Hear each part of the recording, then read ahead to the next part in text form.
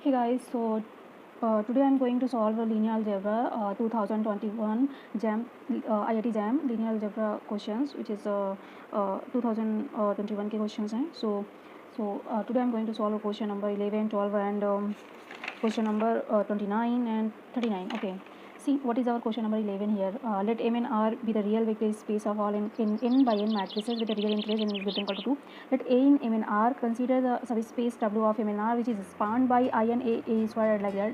Then dimension of W और R is necessary. तो इसकी डायमेंशन क्या होगी हमें ये बताना है. ठीक है, जरूरी है कि क्या ही होगी. सो यहाँ पे यस क्या है आपका जो आपका स्पानिंग सेट है वो क्या डिफाइंड है. वो ऐसे डिफाइंड है कि इसके अंदर आइडेंटी मैट्रिक्स है, एन बाई एन की आइडेंटी मैट्रिक्स है, फिर ए है, फिर ए स्क्वायर है, ए की सारी पावर्स हैं. See this set is nothing but generated by I and A, right. So one more thing here, n is a is a n by n matrix, so its characteristic polynomial must be of a degree n, right. So here we can just write like that matrix like characteristic polynomial is that because it is n degree. So let's take a general polynomial of n degree n, okay, which is monopolynomial xn and an and an minus 1 ले लो, an minus 1 xn minus 1 like that. And see here अब one more thing, you know one more thing, what पहले Hamilton theorem we know, right. So which says that it's a every matrix satisfy its own characteristic equation, so we will use here. So here what you will get n and minus an minus 1, okay. See and minus 1 n I. सो यहाँ पे which is equal to 0. तो यहाँ पे आपको क्या मिल जाएगा कि A N जो होगा वो इनके लीनियर कॉम्बिनेशन में लिखा जाएगा. ठीक है, ए एन माइनस 1 एंड जो भी प्लस माइनस जो भी आएगा, so minus 1 n minus 2 and like that. यहाँ पे हो जाएगा minus 1 n minus 1 and I. So यहाँ पे जो आपके इंडिपेंडेंट वेक्टर हो गए वो क्या क्या हो गए. एक तो आई हो गया, ठीक है, आई हो गया, ए हो गया, ए स्क्वायर हो गया एंड डैश क्या हो गया, ए एन माइनस 1 हो गया. सो इसकी जो पॉसिबल आई मीन ये टोटल कितने एलिमेंट्स हो गए, इन हो गए. तो यहाँ पे जो आपकी क्या होगी डायमेंशन ऑफ डब्ल्यू होगी वो एट मोस्ट इन हो जाएगी. ठीक है, okay. So our option D is correct. Okay, observe that. Now the question number 12. What is our question number 12? Let A be a n by n invertible matrix. See, it is invertible matrix. Okay, so here A is a which is n by n matrix and it is invertible matrix. Okay, and C is n by n nilpotent matrix. See, it is a nilpotent matrix. Okay, now if x equal to x11 x12 and it is given like that and is a 2n cross 2n matrix and each being n by n. Okay, यहाँ पे x11 x12 and x21 and x22 ये कैसी matrices हैं, सभी n by n की हैं. ठीक है, so now okay that commute, okay, जो कि कम्यूट करती है, ये जो है ये कम्यूट करती है इस मैट्रिक्स के साथ.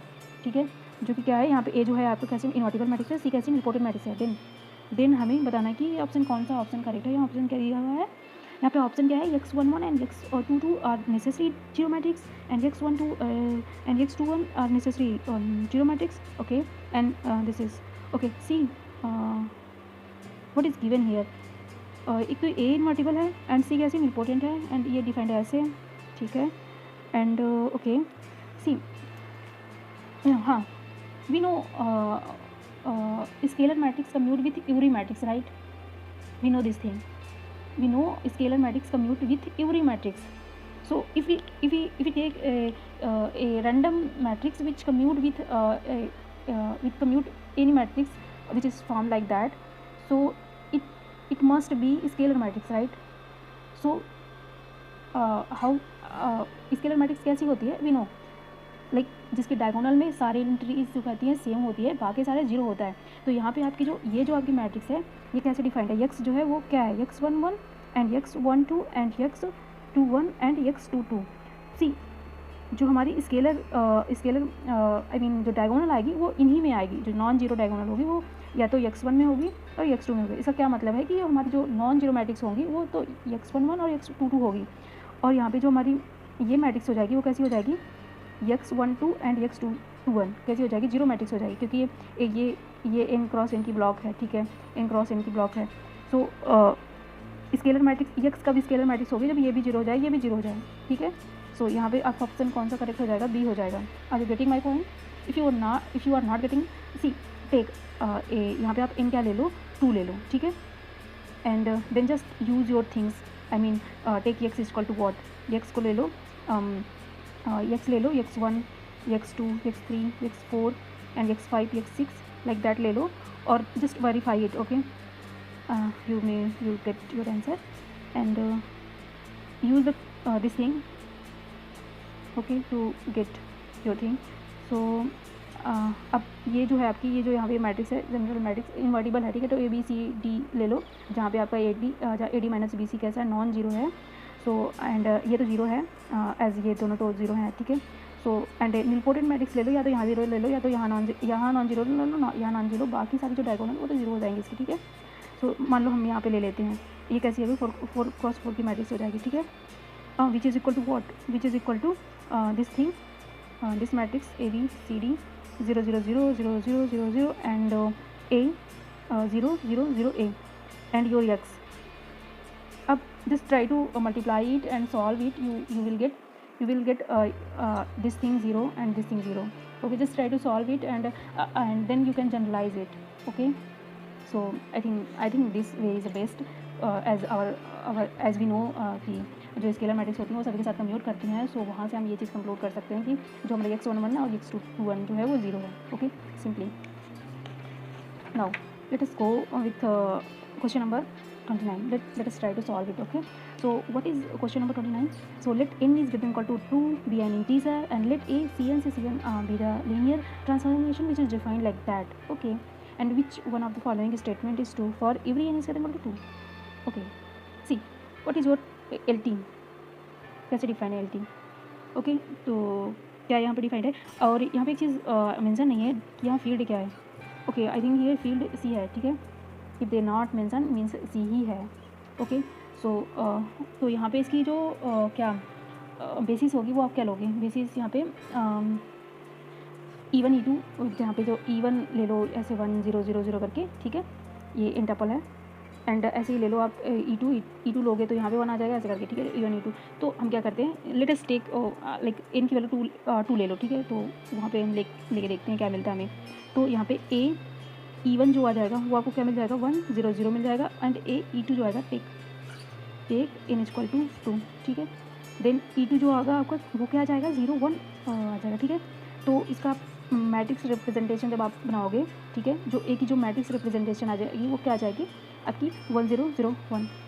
ओके, सॉरी, यहाँ पे मैट्रिक्स रिप्रेजेंटेशन क्या आ जाएगा इसका, सॉरी, यहाँ पे ये ट्रांसफॉर्मेशन क्या किया हुआ है, ये है ना. ओके, सॉरी, तो ये आ जाएगा आपका, ठीक है, कोई नहीं.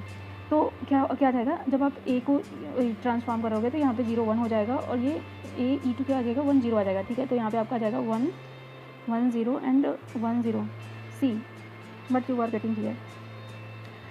अब थोड़ा अपना ऑप्शन भी देख लेते हैं, what is given below option. तो क्या दिया हुआ है यहाँ पे, A इज़ निलपोटेंट मैट्रिक्स. नहीं जी, ये तो इन्वर्टिबल मैट्रिक्स है, जीरो मैट्रिक्स तो बिल्कुल भी नहीं है.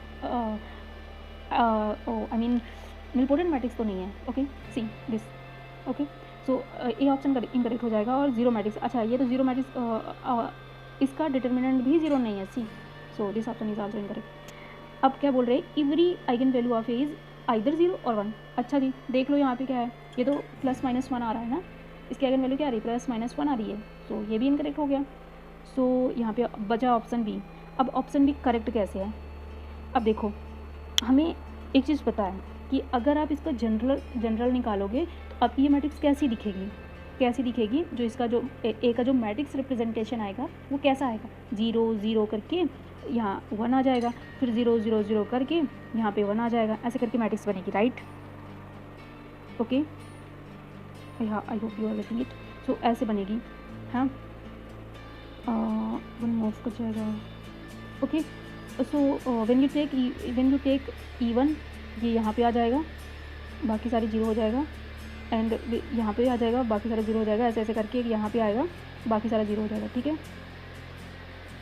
Now see, it is nothing but your permutation matrix. Are you getting my point? Yeah, it is nothing but permutation matrix. Now we know what is property of permutation matrix. If A is a permutation matrix, then there exists K, ठीक है, यहाँ पे K exist करेगा कहाँ पे, n में, such that क्या, AK is equal to identity.